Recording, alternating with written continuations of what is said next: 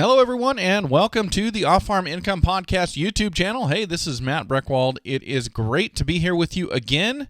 You're tuning in for episode number 706. Now, we don't have 706 YouTube videos up. This is just a new addition to, or a new addition, I guess, to the podcast. And so I didn't start this way back in 2014, but I will tell you what, I have been talking about agriculture through this microphone for many, many years now, and I love doing it. No sign of stopping.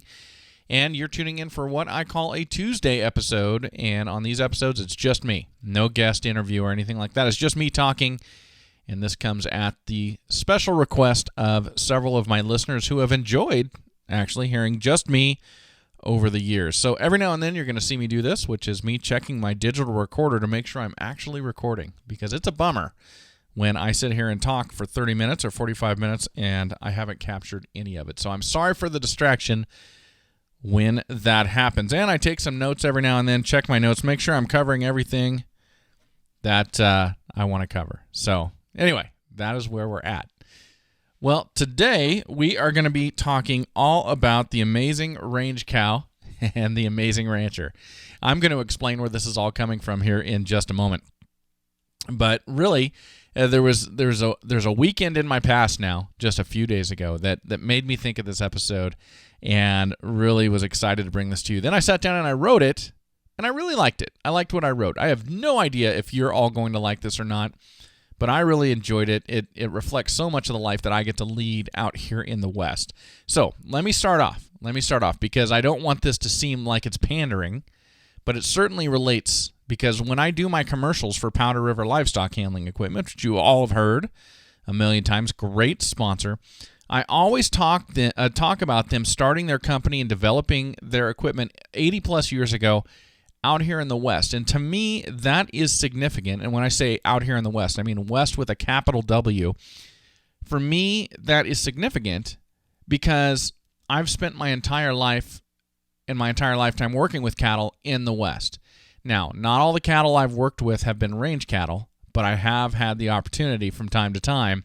And let me tell you, it's a whole different ball game. And so I always talk about them developing livestock handling equipment for these cattle out here in the West because, as far as I know, there is nothing more wild, more crazy than a range cow, except maybe a feral cow. Like if we were back in those old days of Texas where there was just feral cattle running all around and you were going to go round them up and start yourself a herd, maybe them, but it's got to be close to the same. So I always talk about them developing that cattle handling equipment, and I always really mean it. We use Powder River on our place. Growing up in the West, it seemed like everybody had Powder River, so I've seen that name brand, that color for years and years and years, but I will only advertise for somebody who I know, like, and trust, and because I'm bringing this to you, I'm recommending this to you, and therefore, I want to make sure it's legitimate. That's, my promise to you. So I only do that. Well, I have that knowledge and that trust and really that appreciation for the brand with Powder River Livestock Handling Equipment. So I always say that, but I always want to talk about these range cattle and the fact that they were developed for those range cattle. But, now that I've gone from working on ranches to having my own small farm, I see my cattle twice a day on a minimum. I'm out there with them. There's a lot of them I can walk up to and scratch. I mean, it's a lot different looking with our cows on our place than it is out on the range. And so I'm a little bit detached. I'm a little bit pulled away from the time that I had working with cattle like that. And so sometimes when I'm describing how crazy they could be, I wonder if I'm exaggerating or if I'm maybe remembering wrong. Well, this weekend, I got to spend a lot of time around this hearty type of cow, and yes, it is a different type of cow, not a different breed, but I'll get to that here coming up. Especially for those of you out in the East Coast, when I talk about range cattle, today I'll give you a better explanation of why I distinguish this group, because it's not just a normal group of cattle, and I'll talk about that.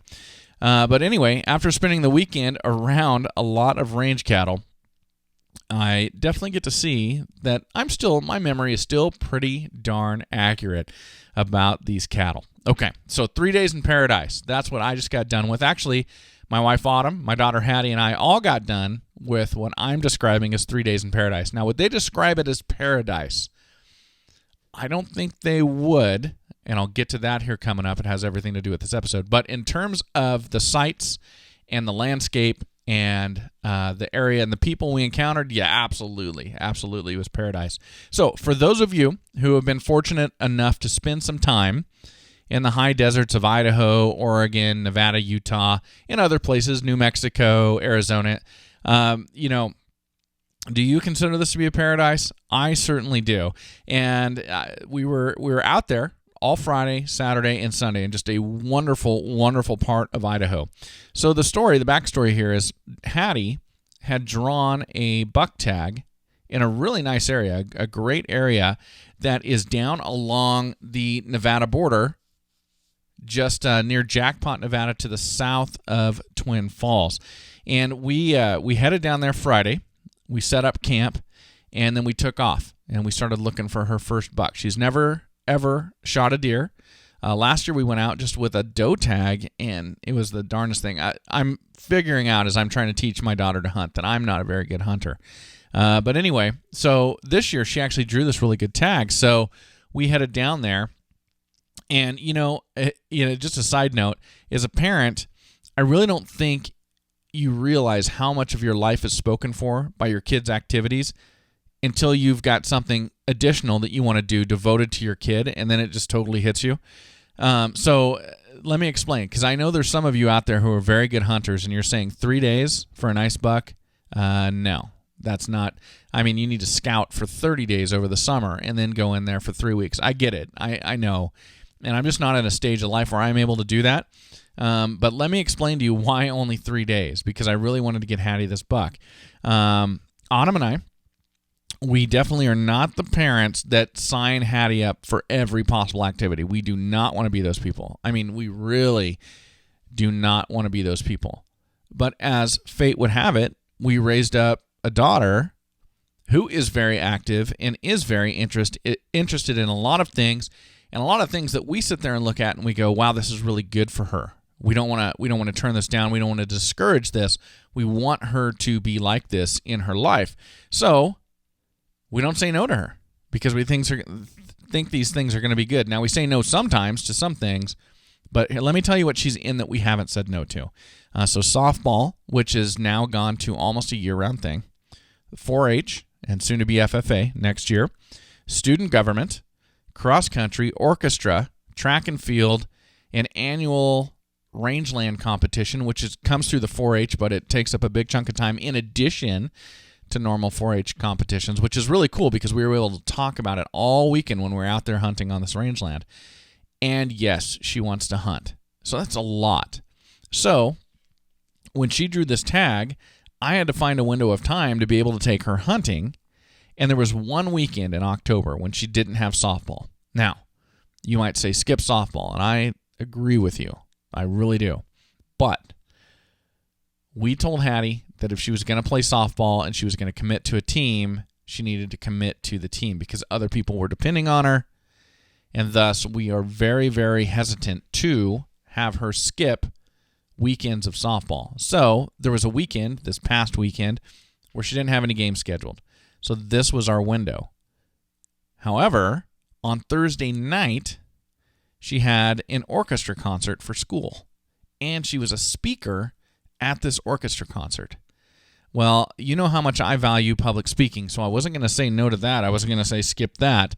And also, I was going to go down ahead of time so I could start scouting, and then I found out she was going to be speaking, and I thought, well, I can't miss that. So I stayed. So we actually didn't end up leaving until Friday morning. Now, we got everything packed up and loaded on Thursday, and so all I had to do was get up on Friday and feed, get everything ready for the farm sitter, and we could bail, and we could head down there. So we took off on Friday morning, and we got down to our area, which is about 3 hours from us, still in Idaho, but right on the Nevada border.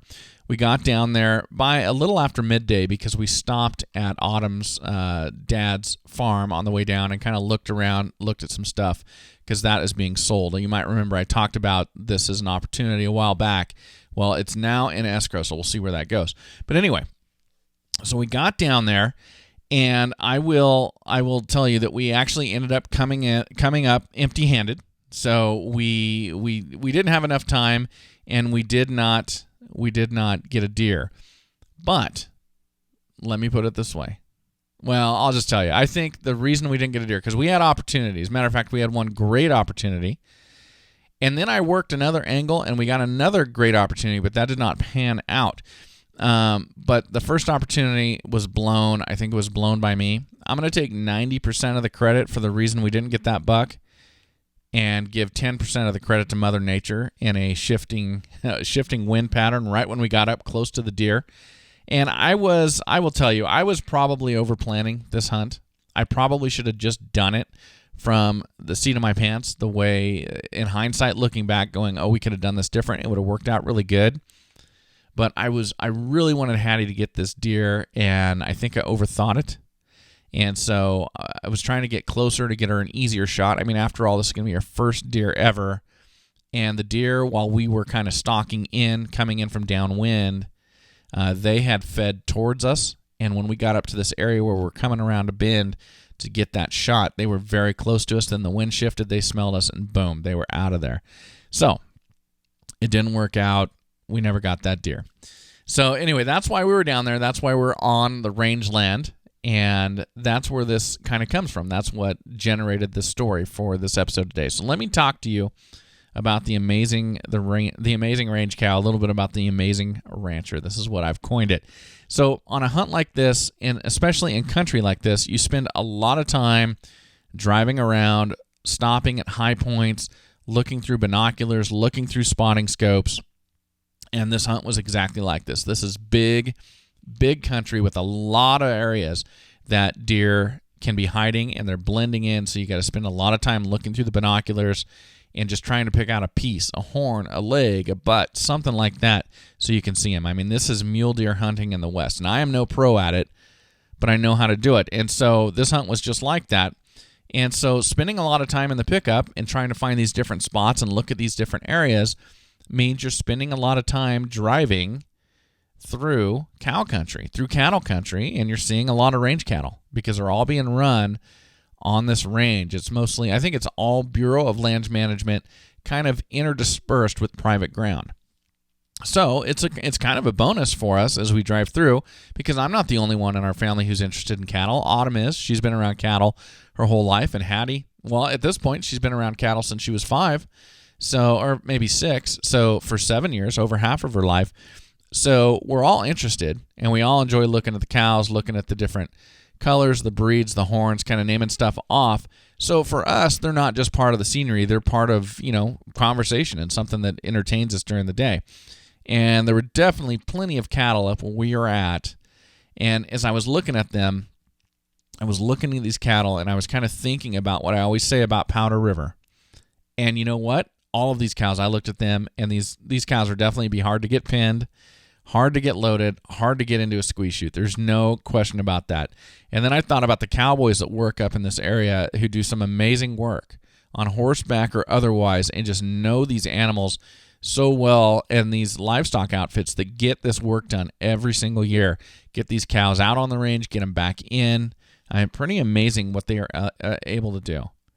And so I'm sitting there looking at these cows, and I'm wondering, not all of them appear crazy when you drive by, but every now and then you'd see that cow, maybe that lead cow, and she would turn and she would start trotting away, that fast trot that cows get when you know that they've switched off that thinking part of their brain, those ears laid back. And I just got reminded of how much of a challenge it is to work with cattle like this. And, you're up there and you're thinking about the ranchers. And I got to tell you guys, if you've never been out west and you've never seen the rangeland that these ranchers are running cattle on, especially the public ground on the BLM, it just goes on and on and on. And you get way, way out there.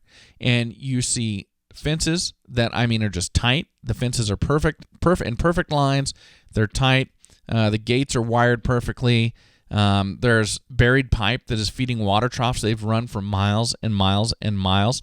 And as I sat there and looked at that, I wasn't thinking of just the work that the ranchers put in, but also the vision to be able to run cattle in this country and to put in that limited infrastructure to make it work just boggles the mind. We're way back there. And you're seeing sets of corrals that I'm envious of, that I wish that I could weld and put up on my own place. Just great stuff. So it's always fun for me to be able to look around and see that and see how, the cattle business out on public ground and on these rangelands gets done. It's something that, to me, is very, very amazing out here in the West. Okay, so what makes these cows amazing? Let me talk about these cows for a second, because I really had this thought as I was out there. And every time I go out to rangeland and see the conditions that these cattle get run in, it makes me think of that, because I'm always comparing them to our cattle, who are very, very spoiled. So you might be wondering why I'm referring to them as amazing. Let me start off by telling you that the cows and bulls that are up there in these ranges, they are not there by mistake. They're not there by happenstance. For these ranchers, this is really where the rubber has to meet the road when it comes to their cattle. These cows have to be able to survive in these conditions, and that means walking long distances on rocky terrain every day for water and for feed, which is sparse. It means grazing on steep slopes. It means bearing tough weather conditions and keeping enough body condition through those weather conditions that they can raise a calf and they can get bred. They can get settled by the bull when it's breeding season or they're cold out. And it means being wary or wild enough, I guess, to detect predators, to protect their calves, and even to fight those predators off if need be. These cows are special. They are a special type of cow. Now, they're all different breeds. They're crossbreds, all different breeds, but they are a cow that can make it in these conditions. Now, these cows that are up there on these slopes and these mountaintops, they have to be able to perform the same way that my cows do down here in the valley on green pasture with supplemental feed and with me bedding them with straw over the winter. So my cattle are definitely spoiled. And, there are a lot of cattle, both cows and bulls, that are going through a lot of livestock shows and winning a lot of blue ribbons that could not survive in these conditions. And to me, that's the part that has always amazed me.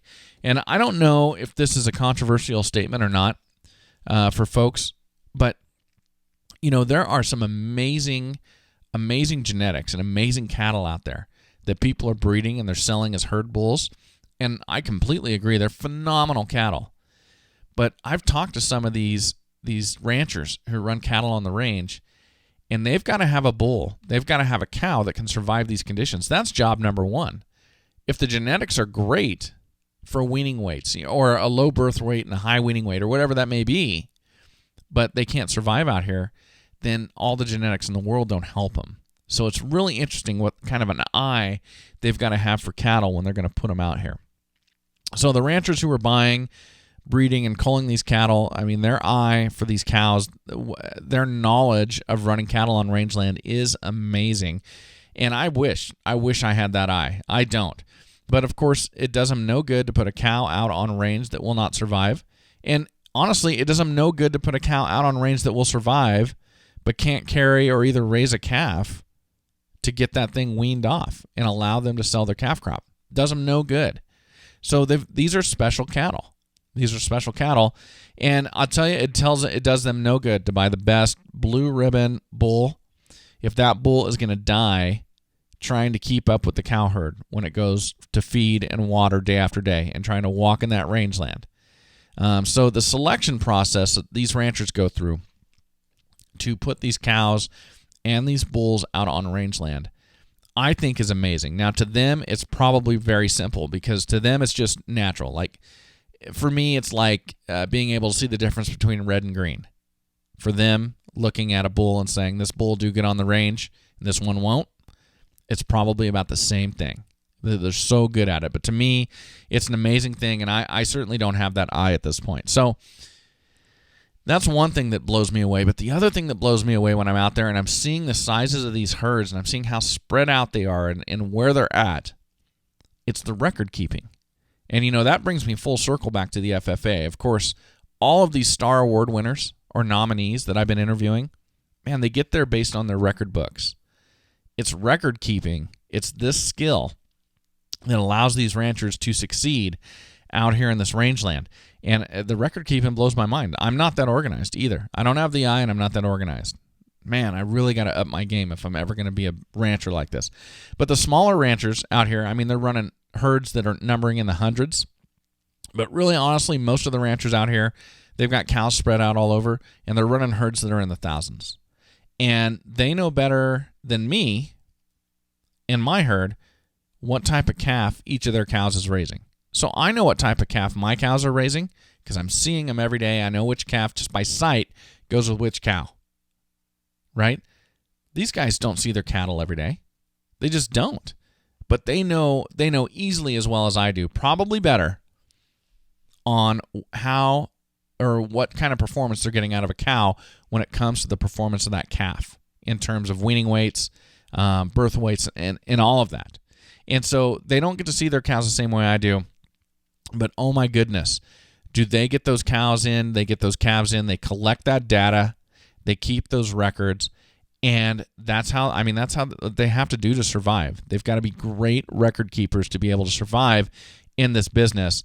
And man, do they do it. It's amazing to me. And for any of you, if you ever are able to get out on these public grounds and see these herds of cattle, it'll just hit you, especially if you're raising your own. Like, how do they do this? How do they keep track of all of this? It is a lot of work. All right, so let me talk to you about the conditions out there, especially folks who've never been out here and seen cattle on the range. I want to describe just the conditions we had up there over the 3 days that we were up there hunting. So we got up to our camp on Friday, mid to late day, and started setting up camp, putting up the tent, unloading the pickup. All I wanted to do was get our tent set up, get everything unloaded, and then head out and start looking for deer. Come back and get the rest set up after dark. I had to pull off layers because I was sweating, and once we had the tent set up, the pickup unloaded, and we hopped back in to take off and go start looking for deer, the thermometer in the truck said it was 74 degrees. That was a warm day for late October, especially where we were at. So it was 74 degrees where our camp was at. Now, fast forward to the next day. We're up before 6, getting ready to head out. This time of year, sunrise is just a little bit after 8 in the morning. So for us, shooting light is a half an hour before that. So we're heading out just before 6 in the morning, and there's a canyon I want to go try and I want to look at. And at that point, the temperature was about 34 degrees, and we had a breeze. But I knew there was wind in the forecast for later in the day, and that 34 was going to be about our high for the day. By about 8 in the morning, the wind was blowing so hard that honestly, opening the pickup truck was risking damage to the door. Like, I don't know if it would have ripped it off of the truck, but it could have bent those hinges. I mean, you really had to hold on to that sucker. And then trying to open it, if it was facing into the wind, was just as hard. I mean, the wind was blowing. It was unreal. And the temperature started dropping, and it continued to steadily drop to the point for about the rest of the day, it stayed about 29 or 30 degrees with this wind, the sustained. These aren't gusts. We had gusts, but the sustained wind was powerful. And so soon the temperature dropped to about 29. The wind is just howling, and it was unreal. Now, I did capture an amazing picture of a sunrise that morning, just a phenomenal picture. I took it with the phone, and it's still incredible, but I just can't even imagine if I was a good photographer with a great camera, what I could have done with what I was looking at. But, sometimes that's special just for us. And so I captured what I could capture with the phone. But, man, I saw it even more vivid. I put the picture up on the website if you guys want to check it out. It's in the show notes today. But, man, I actually took about 40 of these pictures. But I put the one up that I chose. Phenomenal. Just a phenomenal picture. Just makes you so happy to be alive and be out there. So we captured this amazing sunrise this morning, and you can't even tell from this picture. Maybe if you're a real good weather observer, you can tell what kind of weather we've got blowing in, because the sun's coming up in the east, and you can see these dark gray clouds that are obviously coming in from west to east. So maybe you could tell. But looking at this, you can't tell how hard the wind is blowing or how cold it is. But, man, it's a great picture. I'm looking at it right now. Anyway, truly one of the most beautiful sunrises I've ever seen, and the picture does not do it justice. So we kept driving around that day, looking for deer, exploring. The middle of the day, it kind of slows down. The deer are bedded down. So we did more exploring during the middle of the day, still glassing a bit. But ultimately, we started driving south on this other dirt road, and it led us to a road that goes up to the top of China Peak. That's one of the peaks down here in the mountains where we were hunting, and it was steep and went right up the middle of the ridge line of the ridge, and couldn't turn down the challenge. So I locked everything up on the pickup and headed up that thing and got to the very top. And, where we were on the very top, there were no cattle right there. But just right below us on the slope there were. And they were enduring the same temperatures and the same wind that we were. Now, I put a video up in the show notes, so it's on the website. It's on the YouTube channel as well. I put a video up of this, and you can see in there what the temperature is, and then you can see Autumn and Hattie out in the wind on China Peak trying just to stand in this wind. It is phenomenal, and you can tell it's not a gust. It is a sustained wind. It's pretty incredible. So I'm telling you all this to describe these conditions. The conditions up this high are very rough, so rough that where we were, and you can see this in the video, the small bunch grasses you see, that's all that grows up here on this top. And they grow in stripes between stripes of rock, and they're all laid out in the same direction as the prevailing wind. It's pretty incredible to look at if you think about the geology and just the will to survive that these bunch grasses have. And to grow in rock and in these conditions, it just blows me away. But when you're looking at the video, you can see that there's a fence up here where we're at. So there were no cattle up there this day, but cattle come up here and they eat off of these bunch grasses. And when you look at this, think about having to drive those fence posts because it's just straight rock. It is just straight rock. So anyway, we ended that evening at a lower elevation and found a group of deer with a buck in it. This is when I blew it, and we should have got this buck for Hattie. And so after they kind of blew up and took off running, we waited a minute, and we started to try and stalk them. And so we ended up walking. We walked about a mile trying to get on these deer again. And, the wind is blowing, and then the sun went down, and it started to plummet down in the teens. It got cold that night on us, and the wind never, ever stopped. Never stopped at that pace. But the temperature dropped by about 12 degrees by the time we got back to the pickup. And so once we got back to the pickup, well after dark, went back to our tent, fired up a heater in the tent. Actually, we went to dinner in Rogerson, Idaho first. Met a really nice lady at Helen's Cafe for any of you in that area. Highly recommend it. But I think Anita, the originator's daughter who now owns it and runs it, made a great prime rib sandwich. If you're ever going up Highway 93, don't wink going through Rogerson because you'll miss it.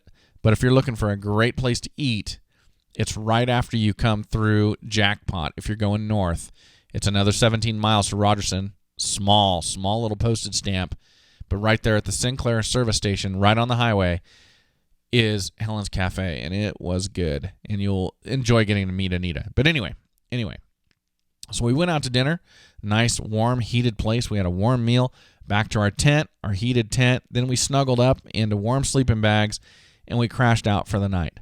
But those range cattle that have to perform, they were back up where we just were. In that wind, in those temperatures in the teens, trying to eat to stay warm, trying to find food. I mean, they were up there all night. Those cows that we saw just right below China Peak, they were up there all night. And then on Sunday morning, so just describing the conditions to you again, Friday, 74 degrees. Saturday, 18 degrees with 40 or 50 mile an hour sustained winds. And then get up Sunday morning, less wind, temperature about 18, and snow. And it's snowing on us.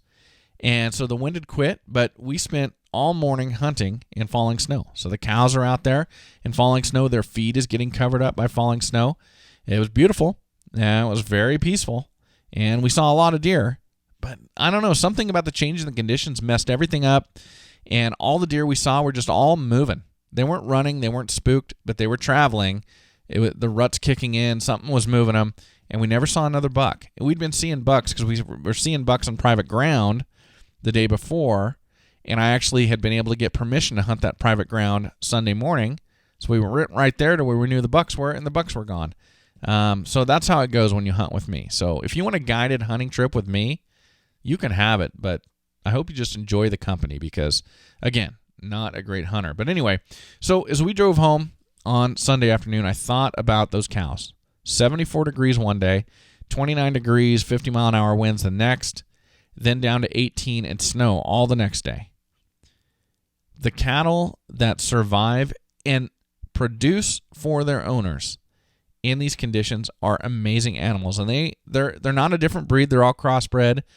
But there's something about them where these ranchers keep proliferating those genetics of these cattle that can survive and perform for them in these conditions. To me, it's absolutely amazing. Absolutely amazing. I love going out to the range and seeing all this. So that is why this show today is called, what did I call it? The amazing range cow and the amazing rancher, because it really is an amazing thing. And honestly, I don't even know if I have the grit to do that. If I got the opportunity, if I was able to do that, I don't even know. That is some tough stuff that takes a lot of planning. And I tell you what, I know the best laid plans almost never come true. It's got to be frustrating. Well, hey, a little side note on this episode. I wanted to talk to you guys about this because this is also very fun for me as I get ready to wrap up. I want to talk to you about gear. So way back on episode number 363, I interviewed James Budd, the founder and the owner of a company called Alpacas of Montana, based in Bozeman, Montana. Hey, I get to talk about Bozeman, Montana State. Yeah, go Bobcats. So based in Bozeman, you can see, if you're watching on YouTube, you can see the Montana State flag behind me here in my studio, the farm studio. So James, his company, they make winter clothing and other products from alpaca fur. And I know I'm saying that wrong. I think I'm supposed to refer to it different than fur. I'm sorry about that, James. But they do it right there in Bozeman. They sell it all over the world. And when I interviewed James for episode number 363, he sent me one of his, and this is the title, Extreme Warmth Wind Stopper Hats. He sent me one to try out as a thanks for having him on the show and talking about the company. Now, I've got a link to this hat up on the show notes if you'd like to link through to his website and check it out.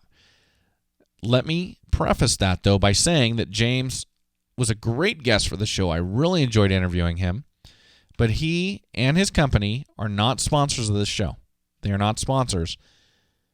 So I get no payment for advertising for him. And if you click on the link to his hat, that is not an affiliate link. I don't get any sort of commission. I'm just saying this because I enjoyed having James on the show as a guest. He sent me the hat, and I take a certain amount of pride in being able to promote guests who've been on the show. So I get nothing for this. The hat worked, I would say, just as advertised. It probably worked better than advertised, to be honest with you, just to be totally transparent. So I used it 2 days. I used it on Saturday in those incredible winds, and I used it on Sunday, spending all day out walking, or all morning out walking in the snow. Used it in both days. I want to tell you about both of those experiences. So in the wind on Saturday, and especially after the sun went down, I definitely got cold. I was dressed pretty good, except I had cotton pants on. Honestly, I hadn't anticipated the conditions that we were getting into that night. But I had his hat on, and again, the hat is called Windstopper. That is really well advertised. It completely stopped the wind. Now, was I toasty warm? No, there is no way in 18 degrees with those type of sustained winds to be toasty warm. It's not going to happen. The best you can hope for is to keep your body temperature up, keep from losing sensation in your digits, and being somewhat comfortable. And I definitely did that. There was no question about that. And was my head warm?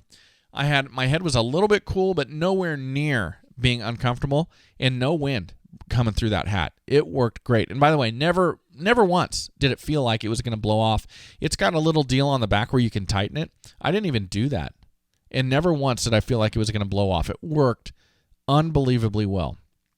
And so I wanted to share that with you and brag on James and on this hat really quick because, man, it worked great. I couldn't have been happier with it because I've been working out in conditions like that, I don't know, since my 20s, since the first time I worked on a ranch feeding cattle in Montana, and I've tried everything. And this works better than anything I've ever done, including knit hats. Now, You know what? Yeah, probably I would say that. Better than anything I've ever tried. I'm thinking of wool hats with the ear flaps that come down. I forget the name of that type of hat, which I've always worn one. I had a ranch manager once tell me that's a real cowboy hat, and so I always like to keep those around. Those are great hats. But honestly, this, for warmth, outperformed it. I don't think there's any question about that. Okay, now on Sunday, this is when I got really amazed by the hat, and this is the morning where we were hunting in snowfall all morning, and I was wearing it again while we're walking in the snow. We did a long walk in the snow following a group of deer that morning that turned out to not have a buck with them, but I had to catch up with them so I could get in range to see through my binoculars and really try and pick out horns. I mean, in this tall sagebrush out there, it's difficult to see, so you really got to get up to them. And, you'll be looking at 6 deer, and if you sit there and wait and watch, you'll realize there's 12 there because there's 6 more hidden behind this tall sagebrush. So anyway, we had to get up closer. So we stalked these deer for a long, long time and finally figured out they did not have a buck with them. Now, because I was the one doing the stalking, Autumn and Hattie were walking behind me the whole time, all the way out and then all the way back, because we were kind of still hunting and looking for deer on the way back. And later, Autumn told me that my head had been completely covered with snow, and she wished that she had one of the alpaca hats as well, because there was no melting. I wasn't cold. The hat was working great. And as a matter of fact, it insulated my head so well in 20 degrees in snowfall that the snow never ever melted on my head. I never felt a drop of moisture come through, which you shouldn't, because it's the alpaca. It should repel that water. And I never had any idea that there was any snow accumulating on my head. That is how well it performed. I had no idea. And Autumn told me she was too cold to take a picture of me, and we were trying to be very quiet for stalking the deer, so she didn't want to stop me and have this conversation about taking pictures right at that moment, which probably is good. So we tried to reenact it later when we got home. I put the pictures on the website, but it doesn't capture what this hat really did. But I got to tell you, when we got back to the pickup that morning, still snowing, I had ice. I had it frozen in my mustache. I had it frozen in my beard. And I still had no idea that my head was covered in snow.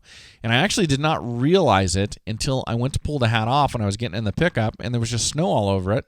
And one shake and all the snow was gone. Now, why is that significant? That is significant because that dry snow that was falling on us didn't melt at all. So it all just shook off when I took the hat off, meaning that it insulated so well on my head that none of it melted. I was just amazed by that. So anyway, I wanted to brag on Alpacas of Montana really quick and on James Budd and just tell you that he sent me that hat. The hat worked phenomenal. I love being out in those conditions, but I only love it if I've got gear that works, and oh my goodness, did this work. So anyway, everybody, if you're looking for a warm winter hat, and again, I get nothing for this, but go to Alpacas of Montana. Go to the link on my website. It's not an affiliate link, and check it out. I'm giving you my 100% unadulterated recommendation that this hat in wind and in snowfall and in cold temperatures is going to keep you very, very warm. All right, everybody. Well, I wanted to throw that in because I'm thrilled to do it. Love to brag about the guests we've had on the show. I hope you enjoyed this. I hope you enjoyed hearing my rant about range cattle and about ranchers out on the range. Always blown away. I thought it was a real special experience. Hopefully I was able to share some of that with you. All right, everybody here on YouTube, thank you so much for tuning in. Glad you are here. Always a pleasure having you here. And as always, enjoy your journey to the ultimate lifestyle business, agriculture.